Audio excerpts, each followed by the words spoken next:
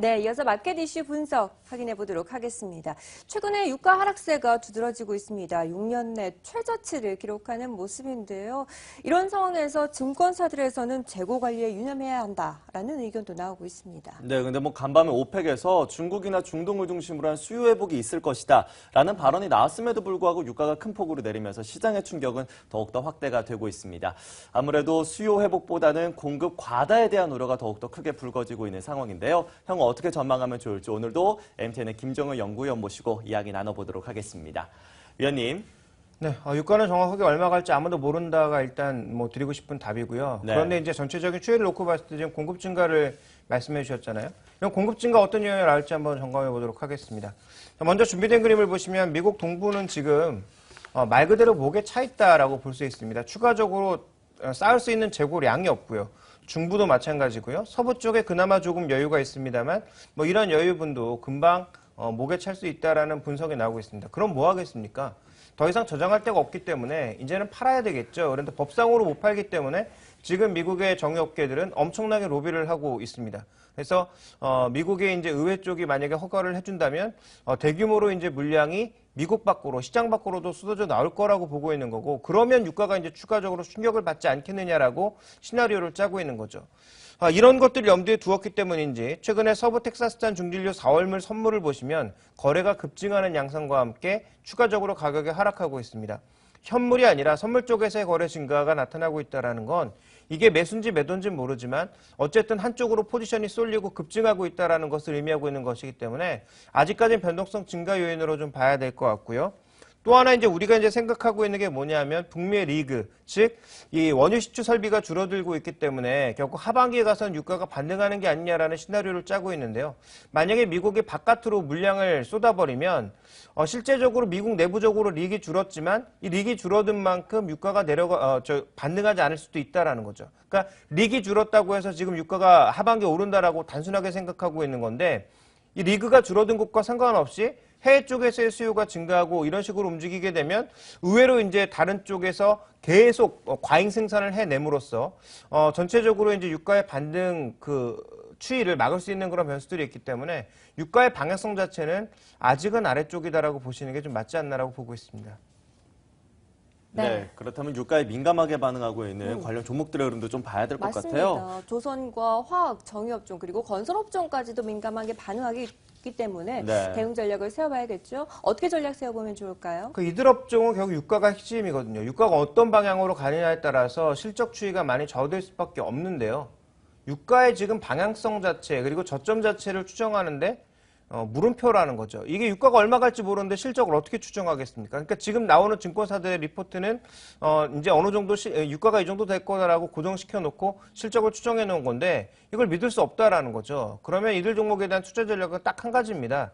저번에 강하게 반등을 주었던 전저점 영역에서는 강하게 트레이딩 매수가 가능하겠지만 그 나머지 영역에서 그리고 이 종목에 대한 실적을 여전히 믿을 수 없다라는 거죠. 우리가 조금 전에 뉴스에서 대림산업의 경우에서도 봤다시피 중동 쪽에서도 실적을 우리가 가늠할 수가 없고요. 유가 자체도 가늠이 불가능하기 때문에 이들 업종에 대해서는 여전히 중장기적으로는 보수적인 전략을 단기적으로 주가가 급락하면서 전저점 부근에 근접한다면 트레이딩 매수 정도로 생각해 볼 수 있지 않나라고 생각하고 있습니다. 트레이딩 매수만 가능하다라는 이야기 해주셨는데, 자, 그렇다면 다른 종목들의 이슈는 또 어떠한지도 살펴보도록 하겠습니다. 앞서서 저희가 미국과 우리나라의 화장품 관련주들 분석을 해봤어요. 고점을 높여가고 있는 아모레퍼시픽과 함께 또 저점을 낮추고 있는 미국의 에이본 프로덕츠를 살펴봤었습니다. 이들의 주가가 판이하게 다른 양상들을 보여주고 있는데요. 글로벌 화장품 시장에서 이들이 왜 이렇게 다른 모습을 보여주고 있는 건가요? 핵심은 두 가지라고 보고 있거든요. 달러 이런 것도 물론 영향을 주었지만 에이본 프로덕츠는 준비된 그림에서 보시면 작년과 재작년 비교해 봤을 때 점유율이 줄어들고 있습니다. 근데 이게 2010년도부터 비교해 보면 더 굉장히 취약하거든요. 그러니까 1년만 비교해 보니까 아메이는 차이가 없고 에이본 프로덕츠만 감소한 것이 눈에 띄고 있는 그런 양상인데요. 우리가 에이본 프로덕츠라고 하면 굉장히 큰 회사라고는 하는데 기억나는 브랜드가 단 한 가지도 없습니다.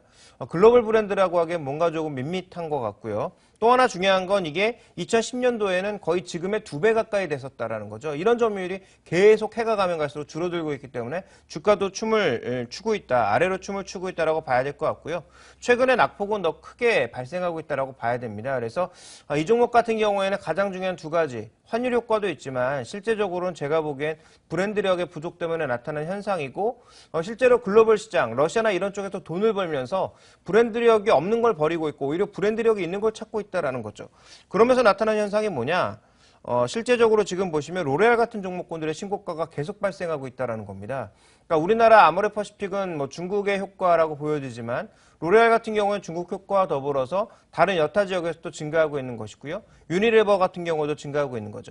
그러니까 유니레버나 로레알 같은 경우에 보시면 가장 중요한 건 환율이 작용을 했겠지만 환율보다 더 중요한 건 실제로 브랜드력을 바탕으로 이들 종목의 소득이 올라가면서 이들 종목으로 갈아타는 점이 가장 중요하게 시장에 작용을 했다. 이렇게 좀 봐야 될 것 같습니다.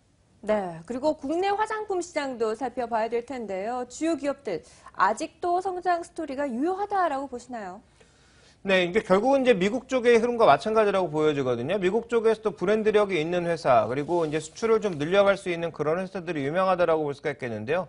준비된 그림을 보시면 중국 화장품 시장 늘어나는 거, 소매 판매 내에서 화장품 비중이 늘어나는 거, 이제 모르는 사람 없습니다. 모르면 간첩이라고 봐야 되겠죠. 그러면 이런 다 아는 재료로도 올라가고 있는 이유가 뭐냐? 왜냐하면 실제 매출이 올라가고 있기 때문입니다. 준비된 그림을 보시면 지금 한국의 화장품 수출이 계속 증가하고 있고요. 대상국가도 계속 늘어나고 있거든요. 그러면 여기다 정말 공장을 짓고 실제로 매출이 늘어나는 기업, 그리고 면세점에서 매출이 계속 늘어서 뭔가 실적이 쌓이고 있는 기업들만 우리가 아직은 주목해 봐야 된다는 거고요. 그 성장 속도가 아직까지는 계속 가파른 속도로 증가하고 있다는 거죠. 그러니까 이들 종목이 그 비싼 밸류에이션에도 불구하고 쉽사리 시세가 죽지 않고 여전히 시장의 관심을 받고 있다고 볼 수가 있습니다. 그래서 이들 종목군들에 대해서는 다른 뭐 여타 M&A와 관련된 중소형주들이 엄청나게 많지만 이들 종목을 우리가 다 개별적으로 말씀드릴 수는 없을 것 같고요. 이런 큰 그림 속에서 예전부터 꾸준하게 언급드렸던 기업은 두 기업입니다. 아모레퍼시픽과 함께 중국과 미국, 인도네시아 공장에서 매출이 발생하고 있는 코스맥스를 계속 주목할 수밖에 없다. 이 두 종목은 내가 매매하지 않더라도 시장의 일종의 기대 종목으로서 계속 주목해 볼 필요가 있는 종목군들이다. 이렇게 말씀드리고 싶고요. 나머지 중소형주 화장품주에 대해서는 저는 뭐 저라면 지금 가격에서는 새롭게 투자하기보다는 오히려 비중을 줄이는 쪽으로 생각해 보겠습니다. 네, 이렇게 해서 화장품의 대장주 아모레퍼시픽 살펴봤으니까 이제 우리 시장의 대장주 삼성전자도 보도록 하겠습니다. M&A를 기반으로 해서 미래 성장 동력을 더욱더 가속화하겠다라는 이야기가 나오고 있습니다. 뭐 앞서서도 사물 인터넷 기업인 스마트싱즈를 인수했고 또 모바일페이 기업인 루프페이도 함께 인수하는 모습도 관측이 됐었는데요. 이처럼 M&A를 강화하는 모습 어떻게 해석할 수 있을까요? 앞으로 이제 삼성전자의 성장 전략이 뻔하다라는 거죠. 기존 사업부로 안 된다라는 것을 이미 알고 있고 IoT 시장의 성장 그리고 바이오 시장 쪽의 성장을 알고 있는 상황이기 때문에 삼성도 이쪽으로 갈 수밖에 없다라는 거죠. 다만 가는 과정에서 어떤 회사를 인수하느냐, 그 인수한 회사와 시너지가 날 수 있느냐, 그리고 얼마의 돈을 썼느냐 이런 것들에 따라서 아마 주가의 부침이 좀 있을 수 있습니다. 그래서 이 삼성전자에 대해서는 단기적으로 실적과 관련된 플레이라든지 아니면 M&A 모멘텀과 관련된 플레이를 해서 단기 매매는 가능하겠지만 뭐 그런 단기 매매 자체는 제가 보기엔 수익률을 높게 낼 수 없다라는 거죠. 그래서 장기적으로 조정받을 때마다 모아나가는 전략이 가장 좋아 보이고요. 단기적으로 이제 매매를 하신다면 이런 모멘텀에 의해서 움직여야 되는데 삼성전자의 이슈를 어떻게 우리가 미리 할 수 있겠습니까? 그래서 단기적인 트레이딩보다는 장기적인 관점에서의 조정시 매수 관점을 여전히 말씀드리겠습니다. 네, 조정시 매수 관점을 제시해 주시면서 장기적인 관점에서 바라보자라는 의견까지 덧붙여 주셨습니다. 자, 이렇게 해서 오늘 이슈와 관련된 내용들 확인해 봤고요. 또 시장에 대한 확실한 뷰 갖고 계신 두 분과 함께 시장 대응 전략 확인해 보도록 하겠습니다. 오늘장 선전략 함께 하시죠.